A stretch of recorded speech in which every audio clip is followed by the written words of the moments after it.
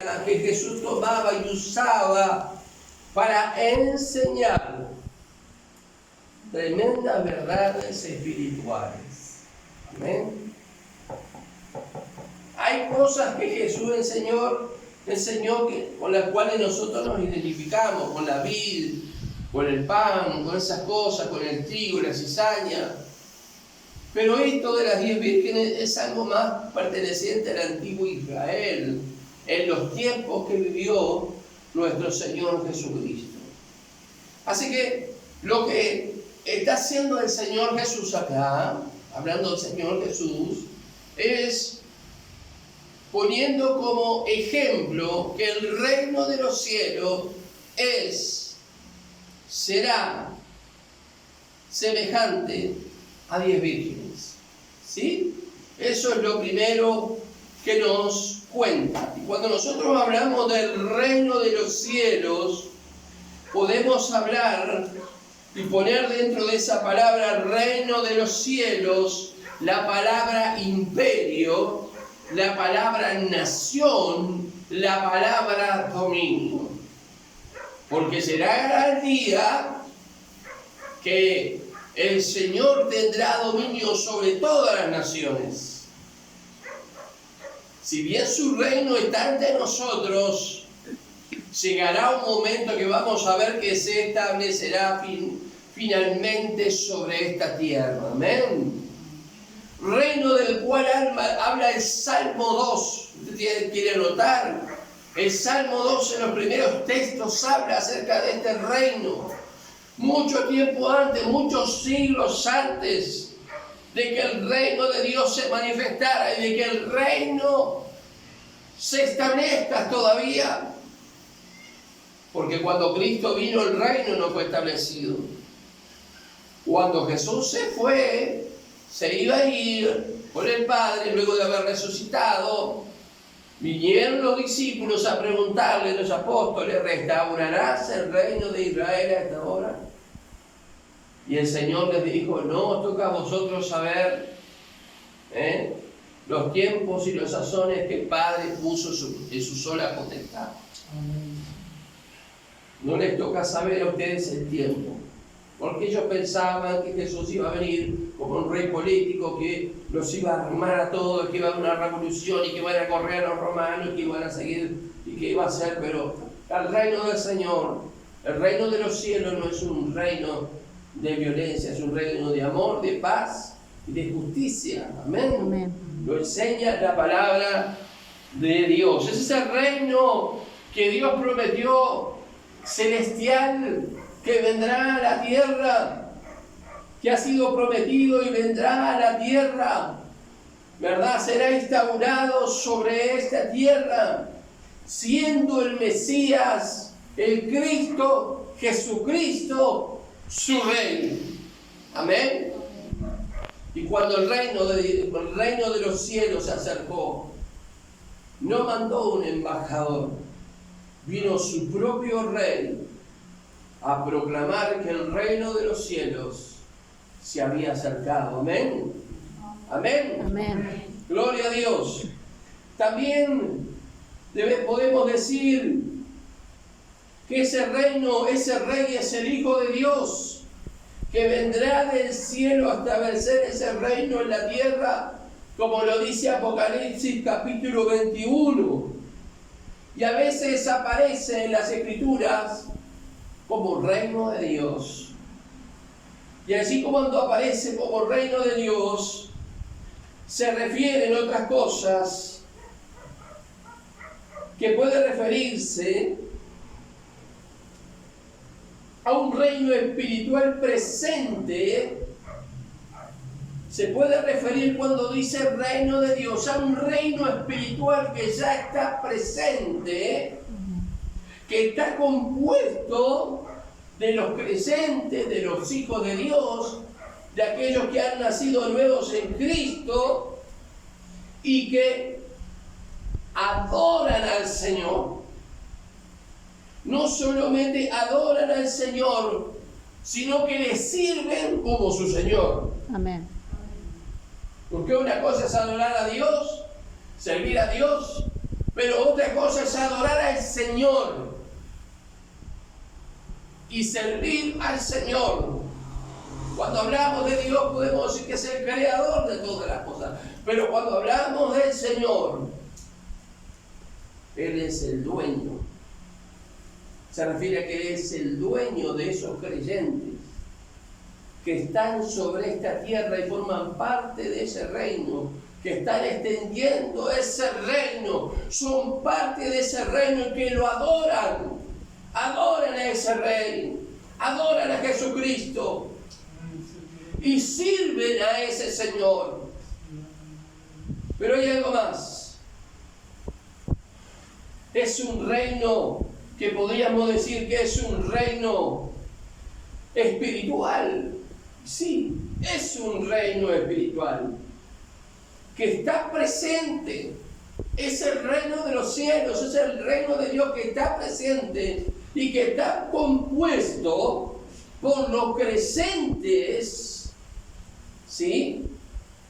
Todas las personas que han creído, que se han convertido al Señor, que se permiten gobernar por Él. ¿Entendió? ¿Escuchó eso? El reino de los cielos, el reino de Dios, que se ha acercado, que está allá en la tierra, el que nosotros somos parte verdaderamente si permitimos que Él gobierne nuestra vida. Amén. 2 amén. Yo le pregunto a usted, ¿el rey gobierna su vida? ¿O quién gobierna su vida? Cristo. ¿Se gobierna usted? ¿Alguna vez le pregunta a su rey qué pasos tiene que dar en determinada situación? Los que son de este reino espiritual no solamente son gobernadas por Él, sino que se gozan de estar en una íntima comunión con su Señor. Amén. ¿Tienen comunión con Dios? Amén. Una de las cosas que produce el estar en comunión con Dios es gozo. Así es. No una simple alegría, es un gozo profundo, es un gozo aún en medio de las luchas y los problemas y las dificultades y las necesidades y las escaseces y todo lo demás. Allí hay un gozo. Porque quien pertenece al reino de los cielos y permite que el Señor gobierne su vida, se goza. Amén. De estar en comunión íntima con su Señor. Hermano, hermana, ¿no nos ha traído tremendos dolores de cabeza el haber gobernado nuestra vida? Sí. ¿Qué hemos ganado hasta ahora con gobernar nosotros nuestra existencia y no someternos al gobierno de Dios en el reino de los cielos? ¿Me explico? ¿Me estoy haciendo entender? Sí. Porque están tan callados. ¿Me estoy haciendo entender?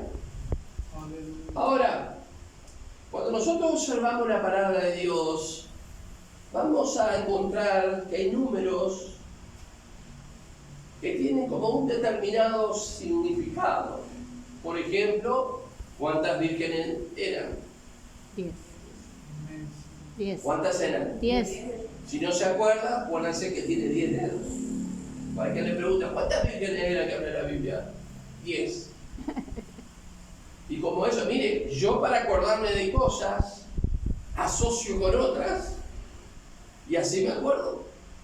Si no, no me acuerdo. Pero hago una asociación inmediatamente en mi cabeza con otra cosa, y así mismo me olvido. Lo cierto, hermanos queridos, que los números en la Biblia nos pueden mostrar de alguna manera que tienen un valor simbólico, ¿sí? y que está determinado ese valor simbólico por los pasajes que nosotros estamos mirando o estamos leyendo. No es numerología. La numerología es lo que los astrólogos usan para adivinar la suerte. No es numerología. ¿Amén? Si usted está usando la numerología, deséchela porque no es de Dios. Algo que se llama la Cábala judía.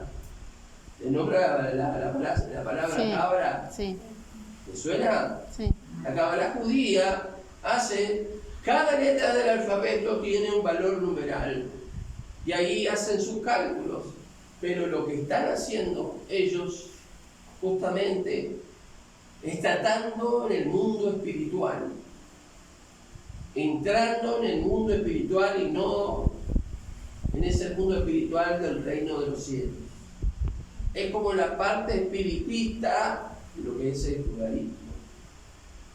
Tampoco es agarrar la Biblia, como ellos han sabido de casos, encerrarse y buscar en la Biblia los números para la lotería y el 5 y oro. O para la ruleta. Estamos diciendo que los números en la Biblia tienen un valor simbólico y que dependen de los contextos donde están esos números colocados. Por ejemplo, ¿cuántas vírgenes eran? 10. 10. ¿Y qué podemos decir del número 10?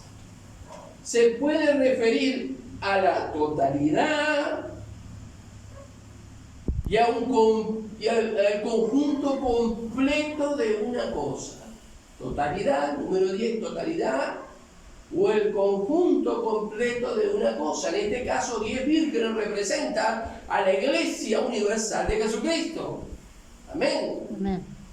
No la iglesia visible, la iglesia invisible, aquellos que han nacido de nuevo, a todos los hijos de Dios alrededor de todo el mundo. Las 10 vírgenes están representando a ellos, a un total, a una completud de los hijos de Dios. ¿Vieron? Por ejemplo,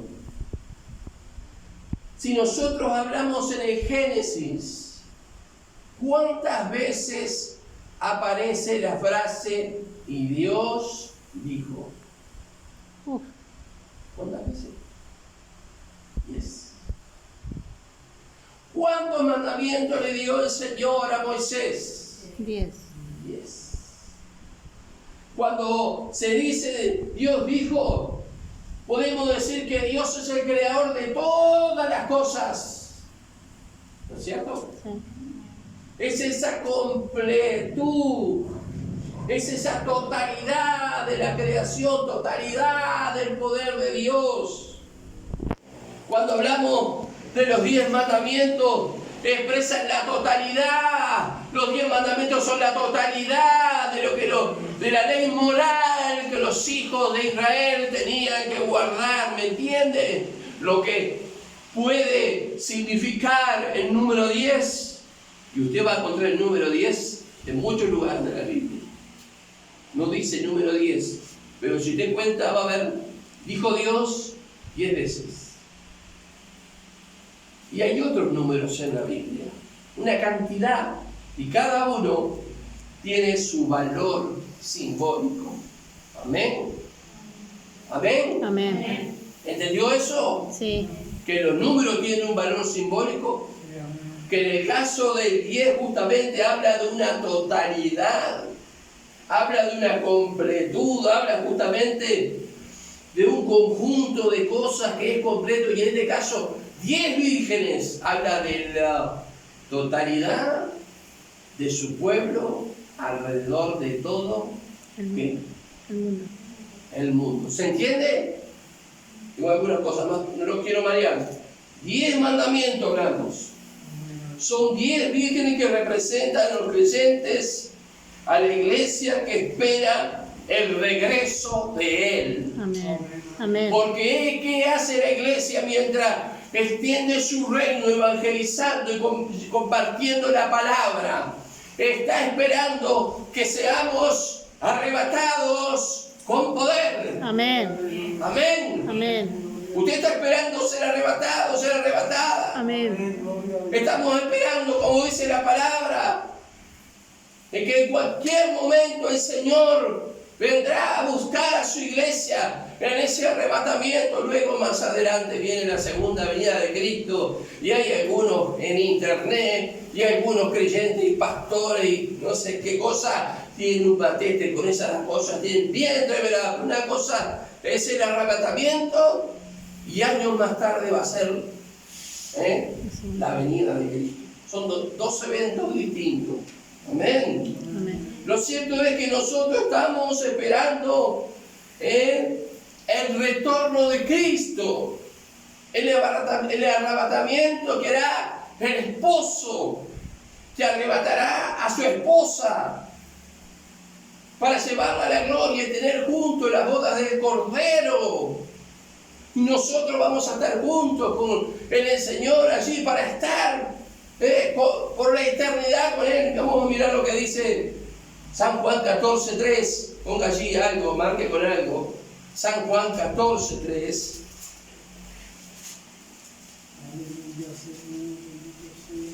Dice, vamos a leer del 1. No se turbe vuestro corazón. Creed en Dios, creed también en mí. En la casa de mi Padre muchas moradas hay, y si así no fuera, yo se lo hubiera dicho. Voy pues a preparar lugar para vosotros. ¿Y qué dice después? Y si fuere, os prepararé lugar, y vendré que otra vez y os tomaré a mí mismo, para que donde yo estoy, vosotros estéis. Aleluya. Gloria a Dios. Esa es la promesa. Esa es la promesa que nosotros estamos esperando. ¿Sí? Ahora, ¿por qué 10 vírgenes? Ya hablamos del número 10. La totalidad de los creyentes. ¿Por qué vírgenes? Quiero contarles un poquito que estas 10 vírgenes eran damas de honor. Y yo dije, ¿para qué sirve la dama de honor? Para pasar por flores por la pasarela, a ver si agarran algo, ellas también se pueden casar. Sí, también pasan, capaz que te enganchan algo. Pero las damas de honor en general son las que ayudan a la novia en todas las cosas que necesite. ¿Sí? Y ellas eran damas de honor que estaban esperando que el esposo viniera. ¿Sí? Y al llegar la noche, llegaba de noche a la casa, llegaba a la casa de su prometida, donde estaban estas damas de honor, la atendía y con sus lámparas salían a iluminar su casa, donde se llevaría la boda. Ellas estarían con sus lámparas. Miren, las lámparas son algo muy parecido así. Estarían con sus lámparas, cada una con su lámpara, esperando que viniera el esposo. ¿Para qué? Para entrar a las bodas, ayudar a la novia e iluminar la casa, iluminar el lugar. O sea que no eran solamente para florearse. Ellas tenían un trabajo que hacer. Era iluminar la casa, iluminar el camino, esperar a la hora que viniera el esposo, ayudar a la novia. Era toda una tarea. Esas eran las damas de honor. Iluminaban donde se llevaría la celebración.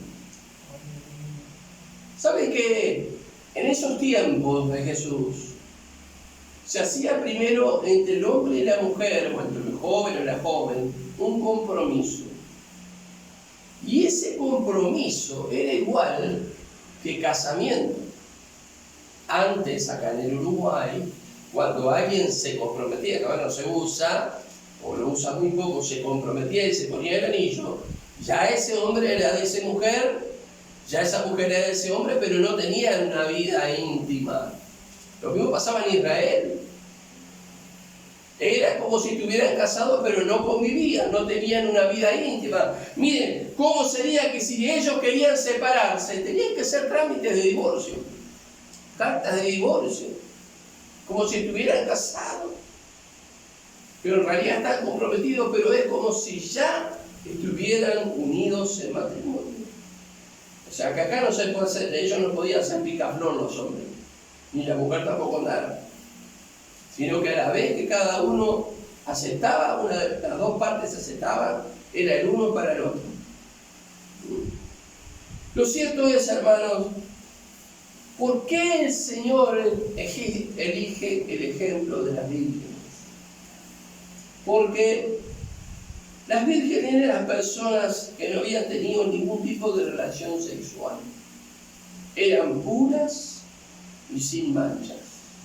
En un tiempo donde la virginidad, ¿no es cierto?, las mujeres vírgenes llevaban determinadas vestiduras y eran consideradas intocables hasta el momento que se casaran, ¿no es cierto? Por eso vemos hoy que ni para el varón ni para la mujer tiene la virginidad ningún valor, pero en ese momento, ¿por qué pone Jesús este ejemplo? Porque la virgen era pura, era persona pura, era persona sin mancha. Ahora, ¿cómo se compara esto con nosotros, que supuestamente somos ciudadanos del reino de Dios, ciudadanos del reino de los cielos? ¿Cuántos ciudadanos del reino de los cielos hay acá? No puedo levantar la mano, pero acá Que el está. Señor nos ayude, ¿verdad? Lo cierto es que, ¿cómo se compara con los creyentes? Justamente en la pureza, en el estar sin mancha, ¿verdad? Es el creyente que no tiene relación con el mundo, con las cosas de este mundo. Primera de Juan 2:15 dice: no améis al mundo ni las cosas que están en el mundo. Si alguno amara el mundo, el amor del Padre no está en él. Es alguien que está apartado, que ha salido del mundo. Es aquel creyente que se ha arrepentido delante del Señor de todo su corazón y que debe fidelidad a su Rey. Amén. Amén. Amén. A usted le debe felicidad cuando precisa algo de Él. Fidelidad. Eso no es tener fidelidad a Dios. Nosotros, como herederos de ese reino, como pertenecientes a ese reino celestial, a ese reino espiritual, debemos nosotros obediencia. Amén. Amén. Debemos de nosotros fidelidad a nuestro Rey, fidelidad a Jesucristo, porque Él es fiel con nosotros. Amén. ¿O no? Amén. Él es fiel, Él no falla. Miren, esto ni siquiera tendríamos que decirle, ni nombrarlo, porque ya sabemos que Él es fiel, Él no falla. Pero nosotros tenemos la tendencia a fallar. Sí. Así es. Pero si realmente nosotros somos puros, somos sin mancha, vamos a apartarnos de este mundo, de la contaminación de los pecados, de las cosas de este mundo, y vamos a deber obediencia, vamos a estar arrepentidos y vamos a deber obediencia y fidelidad a nuestro Rey. ¿Cómo está la fidelidad a nuestro Rey? ¿Cómo estamos con la obediencia a nuestro Rey? ¿Cómo estamos con las cosas del mundo? Si alguno ama al mundo, el amor del Padre no está en él. Porque las cosas que ven los ojos, hermano, los deseos de la carne, los deseos de los ojos, son del mundo. Y el mundo y sus deseos, ¿sabe qué va a pasar? Se van a quemar. Pero el que hace la voluntad de Dios, dice la palabra, Se permanece para siempre. permanece para siempre. ¿Dónde va a permanecer? En el reino de Dios, en el reino de los cielos, junto con su Rey y con sus hermanos también. Aleluya. Separado del mundo, separado del pecado, un verdadero arrepentimiento, totalmente fieles a Él. Y si en algún momento somos infieles, porque la palabra dice que no hay hombre o mujer que no peque, enseguida tenemos que volvernos volvernos a Él y volver a la fidelidad con Dios. ¿Ven? Amén. Que el Señor nos ayude. Ahora, vamos a ver quiénes son los que entrarán al santuario de Dios.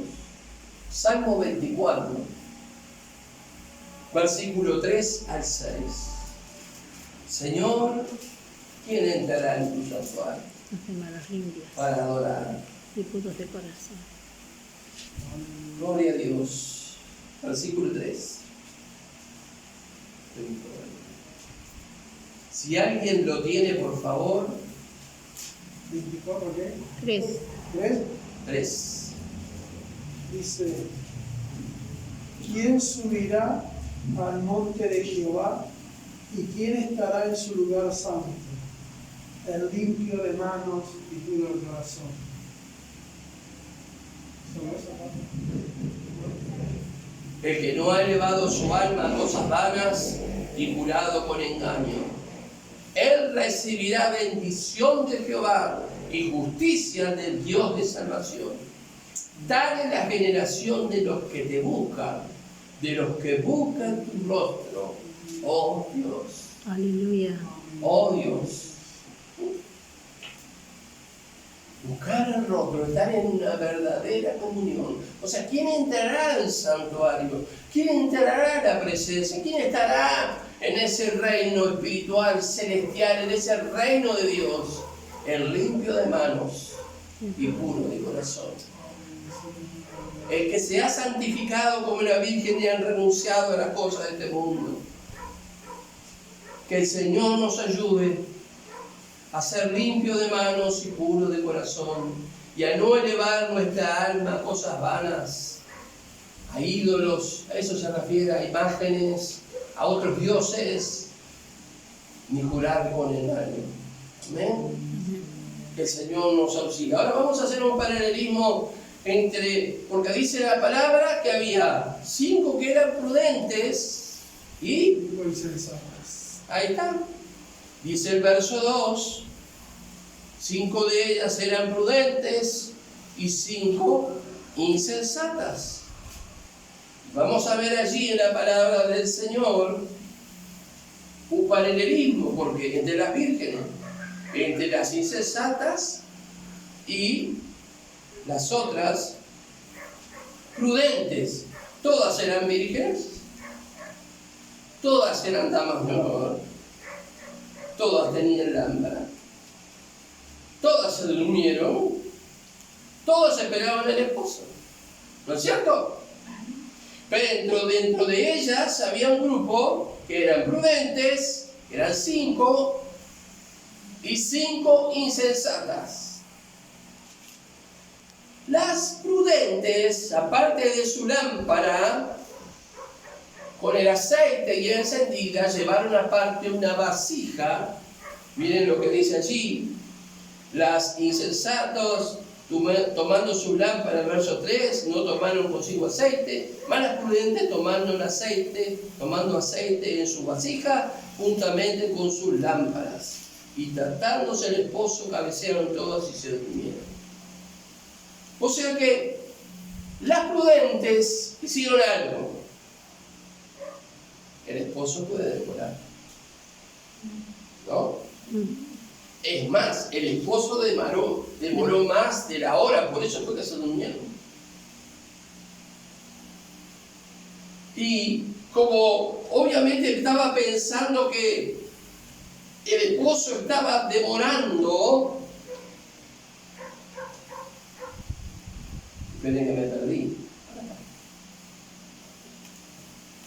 Las insensatas solamente tomaron sus lámparas, pensando que el esposo iba a venir a esa hora. Pero según el versículo 13 de este relato de las 10 vírgenes, dice: velad pues, porque no sabéis el día ni la hora en que el Hijo del Hombre habrá de venir. ¿Entiende? O sea que aquellas que fueron prudentes sabían que el esposo se podía demorar. Por eso tomaron una vasija con aceite. Y luego vemos que las insensatas, ¿qué hicieron? llevaron el aceite más o menos justo, porque ellas calcularon que podía estar llegando en cualquier... y el aceite no se les terminara. Miren, los adventistas del séptimo día, entre las cosas que hicieron cuando comenzaron, fue a calcular en qué año vendría el Señor. Vi una película hace poco. Y fueron calculando y resulta que vendieron todo lo que tenían, porque era una población rural. Vendieron sus campos, vendieron sus casas, vendieron todo. ¿Qué pasó? No, ¿Vino el Señor? no. Les arrebató. Todos estaban esperando porque cuando cayera esa noche, de ese día que empezara a las 12, el Señor les iba a llevar. Llegó la hora y pasó la hora, el Señor no vino. Y ellos vendieron todo. Muchos se sintieron defraudados, otros recalcularon el año y el día y fueron así calculando y poniendo excusas y diciendo que era por esto, por aquello, lo otro. Pero miren qué barbaridad, cuando la palabra dice que no sabemos Ni el día ni la hora. el día ni la hora, solamente el Padre dice la palabra. Sabe el día y la hora que será el arrebatamiento. Están las señales dadas. Puede ser en cualquier momento. Por eso yo les estoy compartiendo este mensaje. Entonces dice la palabra del Señor que vemos que los prudentes son creyentes, que su vida es una vida de oración que está en pie. Amén. ¿Cómo está su vida de oración? La vida de oración no son 2 minutos a la hora del mediodía. La vida de oración es una vida continua de oración. No tengo tiempo. Mentira. Porque tenemos tiempo para trabajar y para miles de cosas. Son excusas. Y cuando el Señor venga y nos quedemos, no podemos presentar esas excusas delante del Señor. No valdrán nada esas excusas. Hay muchos creyentes que han dejado la iglesia diciendo, no voy a la iglesia porque tengo miedo de enfermarme. Mentira. Aprovecharon la pandemia para borrarse de la iglesia. Y que el pastor no le diga, fulano, ¿por qué no viniste? Fulano, ¿por qué no viniste a servir? ¿Por qué no cumpliste con lo que prometiste? Pero aquel que pertenece al reino de los cielos está de pie en su vida de oración. Amén. Amén. Está en su vida, mire, lo voy a llevar un poco más allá. Está en pie en su vida de ayuno. Ayuno. A la palabra. Voy más allá. Está de pie en su vida de vigilia. Está despierto hablando toda la noche. Y a veces nos quedamos mirando televisión de las 3, 4 de la mañana. ¿Por qué no podemos orar toda la noche? El creyente, el que vive en el reino de Dios, en el reino de los cielos, es alguien que está de pie en su vida de oración, en su ayuno, en su vigilia. Amén. Amén. Está firme en todas esas cosas. ¿Y sabe qué? Hay abundante aceite para que arda la lámpara, para que mi lámpara, para que mi vida ilumine las tinieblas, para no vivir en tinieblas. Hay abundante aceite. Ese aceite es símbolo del Espíritu Santo. El aceite que tiene la lámpara es símbolo del Espíritu Santo. Hay abundancia del Espíritu Santo en nuestra vida, porque hermana y hermano, nosotros tenemos que pensar que, como dice la palabra del Señor, que el Espíritu no se da por medida, dice la palabra. En los tiempos antiguos, Eliseo recibió una doble porción porque fue lo que él pidió, recibió doble porción del Espíritu que había sobre Elías, pero ahora venida la gracia, venido el Espíritu Santo, él dice que el Espíritu Santo no hay medida, o sea que podemos recibir de él todo aquello que él puede darnos. Amén. En abundancia, de su presencia, Amén. de su aceite, Gloria de a su Dios. unción. Aleluya. Aleluya. Bendito sea el nombre del Señor. Dice Primera de Tesalonicenses, ¿de qué marcado allí? Segunda. Primera de Tesalonicenses, capítulo 5. ¿Hace cuántos minutos vamos? 35. La noche es joven aún. Primera de Tesalonicenses 5:23. Y el mismo Dios de paz os santifique por completo, y todo vuestro ser, espíritu, alma y cuerpo sean guardados irreprensibles para la venida de nuestro Señor Jesucristo. Fiel es el que os llama, el cual también lo hará. Amén, gloria a Dios. Amén. Y el mismo Dios de paz santifique por completo todo vuestro ser. Sí, Señor, santifícame. Espíritu, alma y cuerpo sea guardado irreprensible para la venida de nuestro Señor Jesucristo. Aleluya. Hablemos del grupo de las insensatas. Son los creyentes que tienen amistad con el mundo. ¿Saben? Son los creyentes que tienen amistad con el mundo y que no tienen ningún problema con manchar sus vestiduras. Viven manchando sus vestidos con el pecado.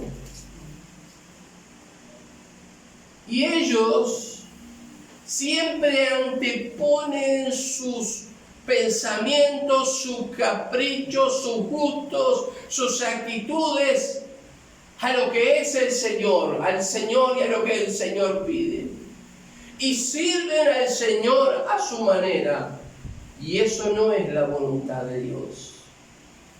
La voluntad de Dios es que nosotros sirvamos al Señor como estas vírgenes prudentes, apartadas del mundo. Amén. Con una vida firme de oración, de ayuno y de vigilia, que esté realmente consagrada al Señor cada día.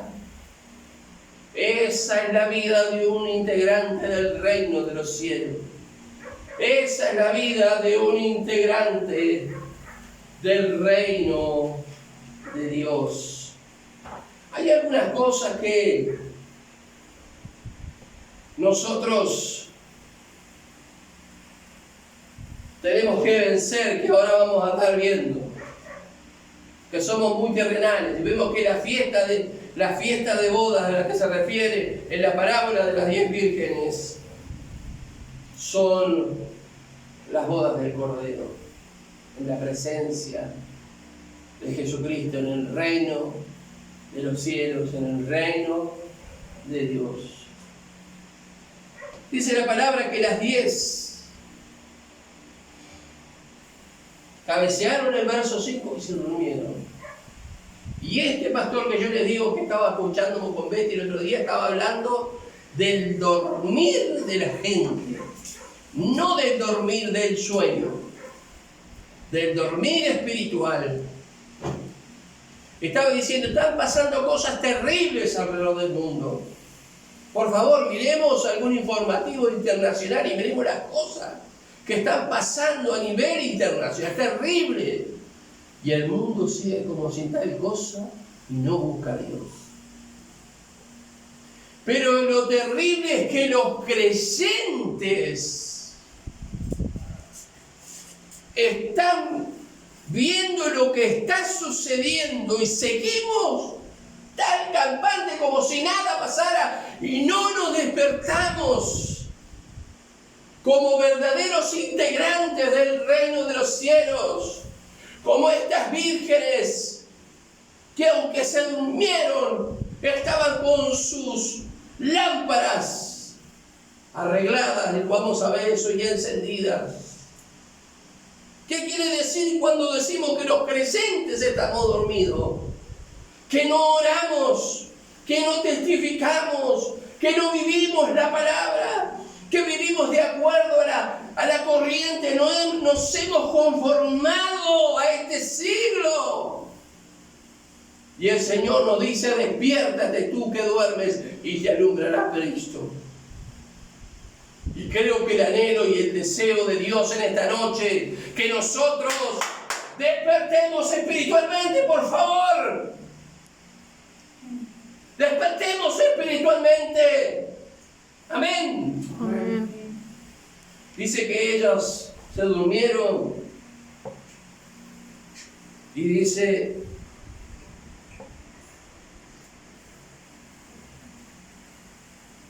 se durmieron. El verso 6: y mediante a medianoche se oyó un clamor, y he aquí viene el esposo.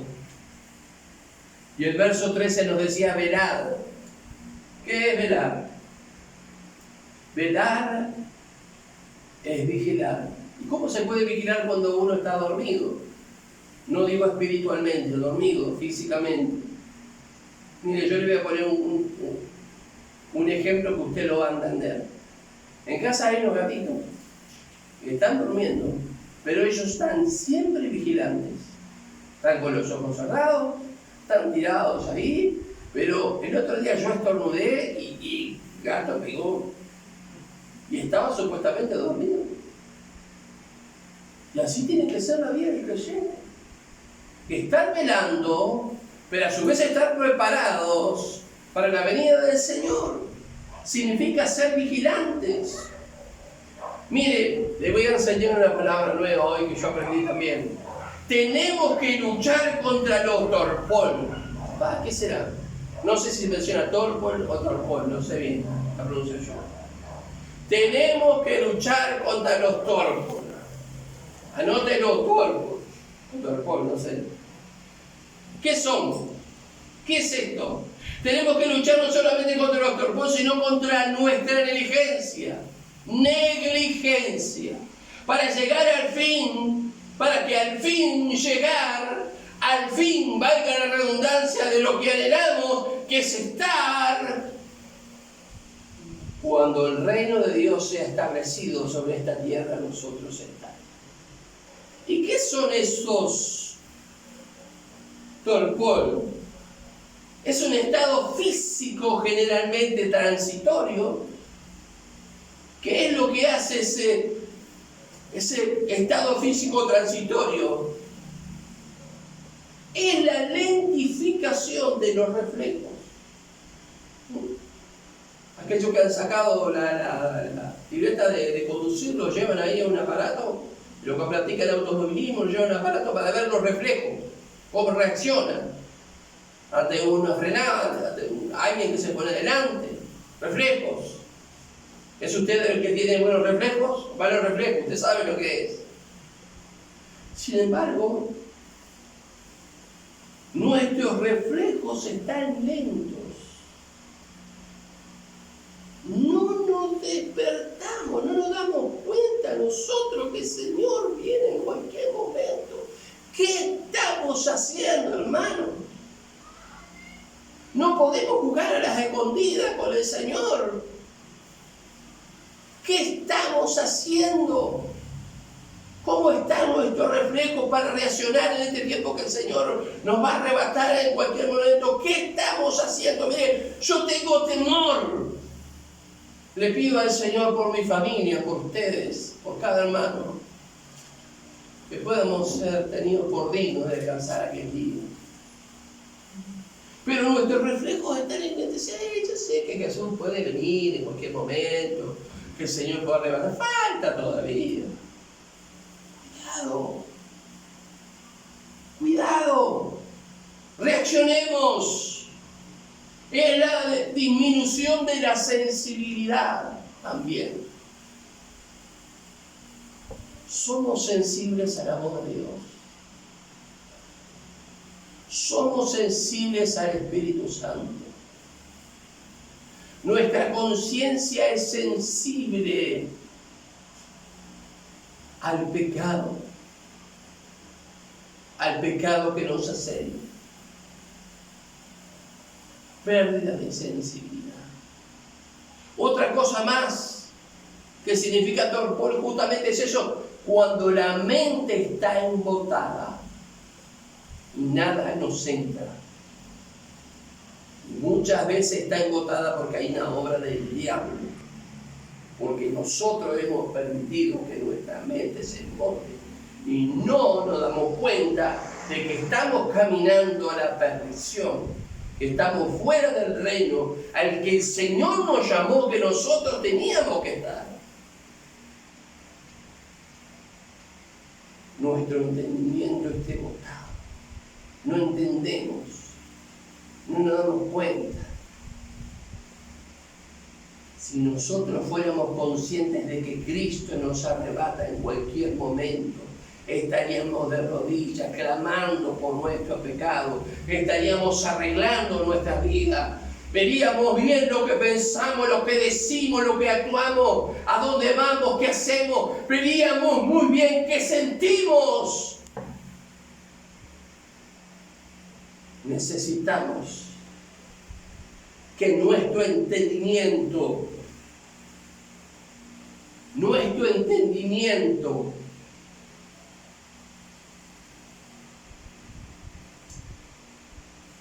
se haga todo embotamiento para que podamos entender.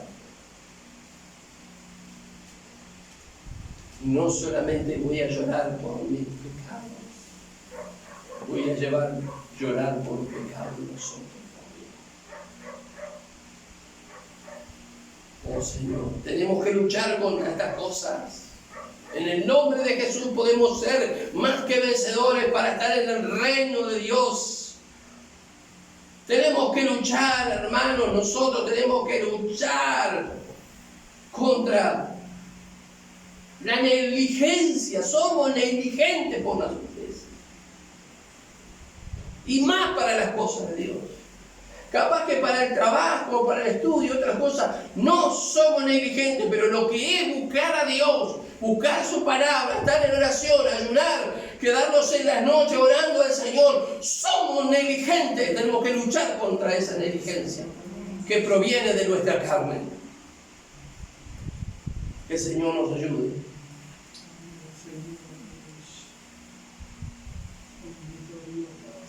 Insensatas. Personas que muestran imprudencia e inmadurez en sus actos. Yo creo que la persona que es insensata, lo es insensata en todos los órdenes de la vida. Uno no se hace insensato cuando es creyente. Toda su vida es una insensatez. Toda su vida es imprudente, es inmadura. Pero tenemos que dejar que el Señor obre en esa parte de nuestra área de nuestra vida. Vieron, a veces decimos, ¿y en qué tienes que obrar en mí? En esa parte de nuestra vida. Cuando somos insensatos, hermanos, nos volvemos de esa manera y somos imprudentes toda nuestra vida, en el trabajo, en el estudio, en la casa, donde vayamos, somos imprudentes, somos inmaduros.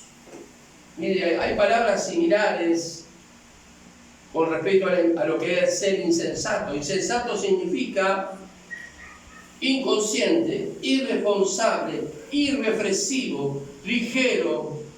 En Cuba y en Venezuela, ¿sabe cómo les dicen a los insensatos? Tarambanas. Yo pensé que era un invento uruguayo, miren. Allá le dicen tarambanas. Si usted es un insensato, le dicen tarambanas. Pero el pastor le dice, son unos tarambanas en esos lugares. Tarambanas, tonto, necio, absurdo, fatuo. Carece de buen juicio. carece de prudencia, cordura y sentido común. Miremos por un momento la lámpara. Tiene un cuerpo. Este cuerpo es hecho en lo que se llama un torno, que ustedes lo habrán visto, que es redondo, que gira. Luego se hace una manijita que se coloca ahí, se pone ahí. Luego se pone una puntita acá donde se va a poner la mecha, que puede ser una pequeña cuerda de lino, o si no, puede ser también, yo tengo anotado por acá,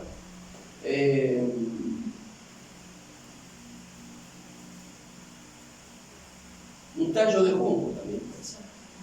Entonces, cuando la lámpara está preparada, se pone el aceite de oliva. Cuando la mecha está empapada de aceite, no antes, se enciende. ¿Ven?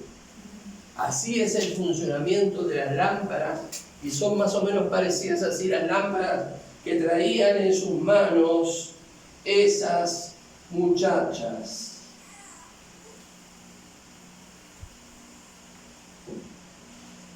Que el Señor nos auxilie. Ya vamos a ir terminando. El aceite de oliva es un símbolo del Espíritu Santo. ¿Sabía usted? En Zacarías 4, léalo usted después. Hay una representación de un candelabro con sus lámparas, un reservorio y un olivo y unas ramas y un aceite que iba hacia la lámpara, color de oro. Y el profeta preguntó qué significaba eso. Y dijo, estos son los 2 ungidos que yo he levantado en la tierra. Y en ese momento los ungidos fueron Ageo y Zacarías, los 2 profetas que por palabra de Dios levantaron al pueblo para que el pueblo de esa manera construyera los muros de la ciudad. Hermano, necesitamos en este tiempo no gente que se haga pasar por profeta, hombres y mujeres de Dios que tengan una palabra de Dios, porque cuando es palabra de Dios levanta, ¿me entiende? Pero hay muchos engañadores que están diciendo que Dios dijo, que Dios va a hacer, y nada se cumple. Pero Zacarías y Ageo son esas 2 profetas del posesirio que Dios usó, llenos de la presencia del Espíritu Santo. Profetizaron llenos de la presencia del Espíritu Santo. Y no fue porque ellos hablaron, sino que ellos hablaron por palabra de Dios. Y Dios sopló en los corazones. Dice la palabra que Dios despertó el Espíritu. Hermano, el Espíritu Santo es el único que puede despertar nuestro espíritu. Y se levantaron, digo, levantémonos y edifiquemos. Y a pesar de que eran montañas de escombro, no miraron el escombro. Miraron a aquel que había dicho, levántense y comiencen a edificar. Salgan de su sueño, despiértense. ¿Me entiende?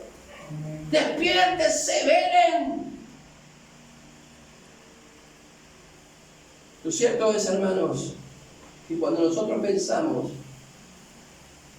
en el Espíritu Santo, Romanos 12:11 nos dice que tenemos que ser fervientes en espíritu, sirviendo al Señor. Tenemos que tener un corazón ferviente. Tenemos que tener un celo ardiente, y si no lo tenemos es porque nos está faltando el aceite divino de la presencia del Señor. Cuando nosotros miramos las aceitunas, de donde sale el aceite, eran machacadas, eran apretadas y machacadas, y ahí salía el aceite. Eso simboliza la vida de nuestro Señor Jesucristo. Por todos lados en la palabra usted encuentra cosas, diferentes cosas que simbolizan a nuestro Señor. Y el Señor fue machacado, fue molido por nuestras transgresiones, y gracias a Él y a su obra, el Espíritu Santo descendió, ese aceite divino que nos capacita para ser integrantes del reino de los cielos, como el ejemplo que hemos mirado con las vírgenes. ¿Saben que las prudentes habían llevado aceite? Cuando ella se dijo, viene el esposo, a la medianoche se oyó un clamor, o sea que vino más tarde el esposo. Ellas se despertaron.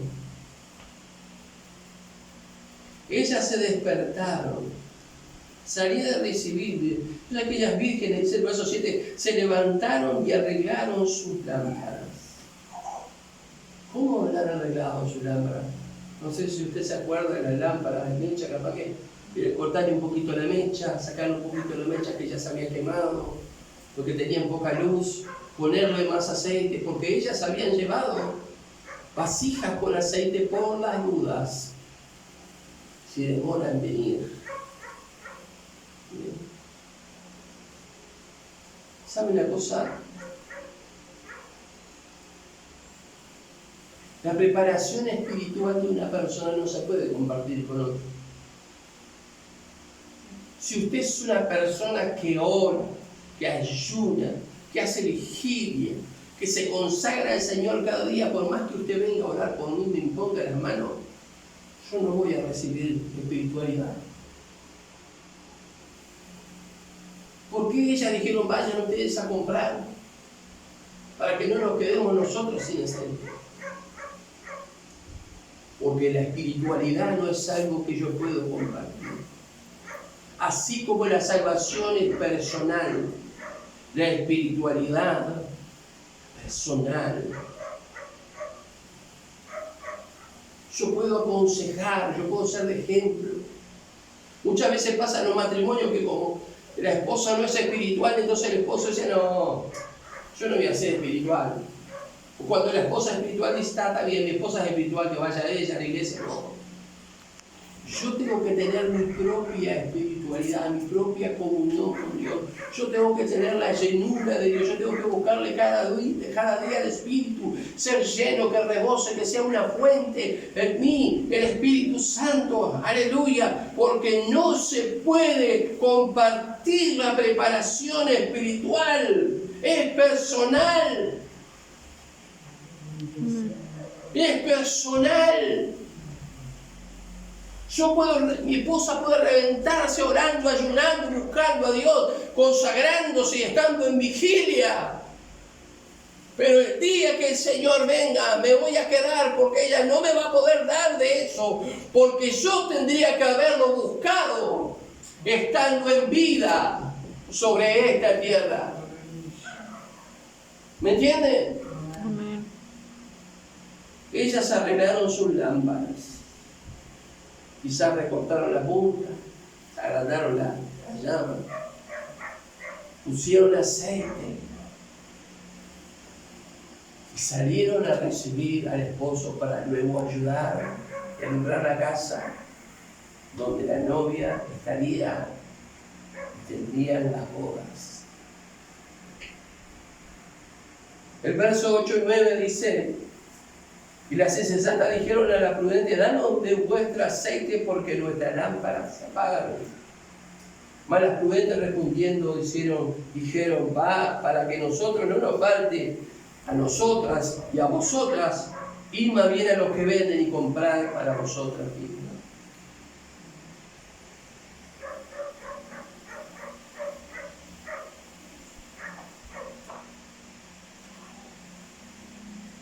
Y mira Juan 3:24 justamente dice que el Espíritu no se da por medida. La oportunidad de conseguir el aceite para que nuestra vida pueda iluminar es antes de que Cristo arrebate su iglesia. no va a haber más oportunidad. No va a haber oportunidad. Quien quiera salvarse después va a tener que morir para ser salvo. Eso enseña Apocalipsis. Hermanos, cuando ellas fueron a comprar el aceite, ya la puerta de la boda se había cerrado. ¿Recuerdan lo que dice? Y golpearon. ¿Pero qué dijo el esposo? No les conozco. No les conozco. Entraron a las bodas con las que estaban preparadas. Se cerró la puerta y cuando vinieron ellas dijeron: Señor, Señor, abra. Y ese Señor es con mayúscula. Está hablando del Señor, de nuestro Señor. Mas él respondiendo dijo: de cierto os digo que no os conozco. La oportunidad es ahora. ¿Por qué? Porque se ven, vamos a leer algunos textos para terminar. Hebreos 9.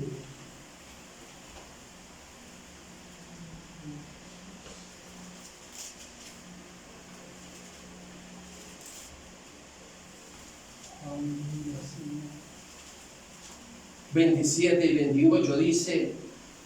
Hebreos 9, 27 y 28... ...y de la manera que está establecido para los hombres que mueran una sola vez... ...y después el juicio. Así Cristo se ofreció una sola vez para llevar los pecados de muchos...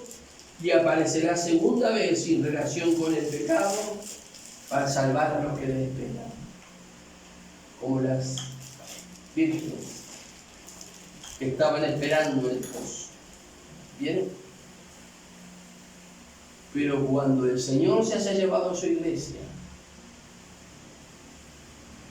luego de la muerte, si nos tocara morir antes que el Señor venga, no hay más oportunidad de arrepentimiento como aquellas vírgenes insensatas que no recurrieron a llevar más aceite abundante que había. Allí el libro de Segunda de Tesalonicenses, vamos a ir hasta allí, ya estamos terminando. Segunda de Tesalonicenses, capítulo 5. Perdón, 1. Primera de Tesalonicenses, capítulo 1, desde el verso 7 al 10. De tal manera que habéis sido ejemplo a todos. Estoy leyendo. Primero. Dice: y a vosotros que sois atribulados, daros reposo con nosotros cuando se manifieste el Señor Jesús desde el cielo con los ángeles de su poder, en fuego para retribuir a los que no conocieron a Dios ni obedecen al Evangelio de nuestro Señor Jesucristo, en llama de fuego para retribución a los que no conocieron a Dios ni obedecen al Evangelio de nuestro Señor Jesucristo, lo por cual sufrirán pena de muerte eterna, de eterna perdición, excluidos de la presencia del Señor y de la gloria de su poder, cuando venga aquel día para ser glorificado en su santo, será admirado por todos los que creyeron, por cuanto nuestro testimonio ha sido creído en Dios. Pero aquellos que no son prudentes, como las vírgenes, como estuvimos mirando,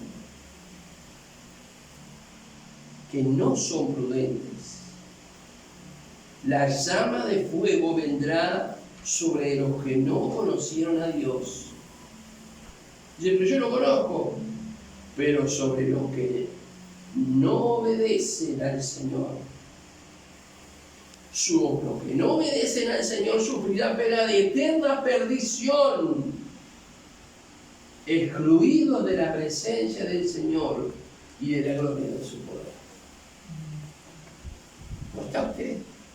Usted Usted está dentro del reino, es parte del reino.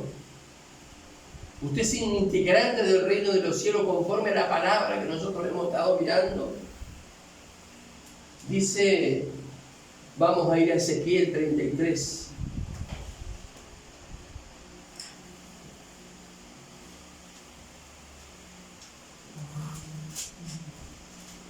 Ezequiel capítulo 33, versículo 11. Dile, yo dice Jehová el Señor, que no quiero la muerte del impío. Dios no quiere la muerte del ser humano. Dios no quiere la muerte de aquel que es insensato en lo que requiere a la espiritualidad. Dios no quiere la muerte, sino que se vuelva el impío de su camino y que viva. Volveos de vuestros caminos. ¿Por qué moriréis, oh casa de Israel? Esta es una noche, hermanos, de arrepentimiento, de volverse a Dios, de pedir por perdón, de revisar el corazón, de revisar el alma, de pedir a Dios misericordia por nuestras vidas. Apocalipsis capítulo 19, ya terminamos con este versículo. Y vamos a hablar.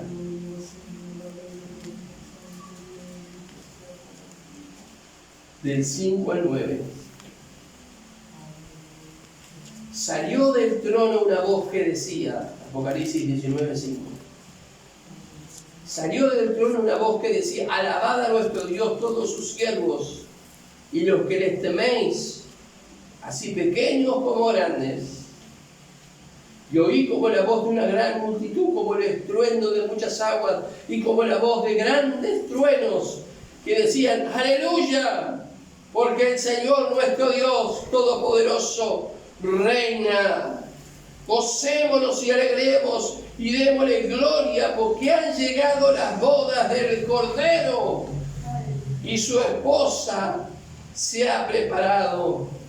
Y a ella se le ha concedido que se vista de lino fino, limpio, resplandeciente, porque el lino fino es las acciones justas de los santos. Y el ángel me dijo, escribe, bienaventurados los que son llamados a la cena de las bodas del Cordero. Y me dijo, estas cosas son palabras verdaderas de Dios. Esto no lo estoy inventando yo. Son palabras verdaderas de Dios que vienen como advertencia a nosotros de que en un abrir y cerrar de ojos, al final de la trompeta, será como un relámpago, como el ladrón que viene en la noche. Mire, va a ser un día común y corriente en que el Señor vendrá, puede ser hasta una noche. Pero nosotros tenemos que ser de esas vírgenes que estaban preparadas, que estaban allí en todo momento, como dice la palabra de Dios, que tenían buen juicio, cordura y sentido común, que ellas estaban en ese lugar vigilantes, luchando contra la negligencia, el torpor, contra esa forma de vivir, esa forma que muchas veces nos sentimos identificados, que no reaccionan nuestros reflejos, que se han disminuido nuestra sensibilidad espiritual para darnos cuenta de que nuestro destino eterno está en juego, y también que muchas veces el entendimiento queda embotado. Oh Señor, prudentes. Señor quiere que seamos de los prudentes, de los que estén velando, esperando a su Señor que venga, al esposo, con sus antorchas, con sus lámparas encendidas, llenos del Espíritu Santo. Cuando una vida está llena del Espíritu Santo, tiene una vida firme de oración, de ayuno, de vigilia, tiene una vida consagrada cada día al Señor. Usted no lo va a poder hacer por sí mismo. Tiene que buscar la ayuda de Dios. Tiene que buscar la llenura del Espíritu Santo. Tenemos que buscar que el aceite fresco descienda sobre nosotros. Aleluya. Y creo que primero que todo tenemos que pedir perdón. Como yo dije el sábado, el miércoles, cuando se estaba hablando del no creer, y decíamos, ahí algunos decían sí, porque tenemos que creer y no dudar. No, yo dije, lo primero que tenemos que hacer es arrepentirnos, porque no hemos creído. ¿Se entiende? Hermanos, despertemos a la realidad de que el Señor te va a llevar. Si tú eres alguien prudente como esa, arregla tu vida. Miren, si tú arreglas tu vida, vas a poder estar en una íntima comunión con Dios y vas a poder gozar. ¿Sabes que yo tengo temor de Dios? Tengo temor de Dios. Oro por mi familia, por mis hermanos. Que por favor, Señor, ese día no se alcanza siendo prudentes, estando despiertos, estando velando, poder tener aceite de sobra para que ardan nuestras lámparas. Se ve en la vida cuando su lámpara está ardiendo por el poder del Espíritu Santo. Porque tiene esa vida de oración firme. Dedica tiempo a ayunar, dedica tiempo a estar despierto por las noches, dedica tiempo para cada día consagrarse, Señor, continuamente. Yo les ruego que usted cierre sus ojos. Si usted se quiere quedar sentado, quédese sentado. Si quiere quedar parado, quédese parado. Señor, perdona la indiferencia con la que hemos vivido. Es más, hemos estado cómodos con todo lo que tú nos has dado. Porque cuando vinimos a ti desesperados, que no teníamos nada, corríamos al altar, corríamos a tu casa, corríamos a tu presencia, corríamos al servicio, no importaba cuál fuera. Pero como ahora tú nos has bendecido con tantas cosas, nos sentimos cómodos y no nos damos cuenta que nuestra luz se ha apagado, que hemos perdido toda sensibilidad espiritual, que estamos durmiendo espiritualmente frente a las señales que nos están diciendo: he aquí, yo vengo pronto a buscarte. Señor, perdona.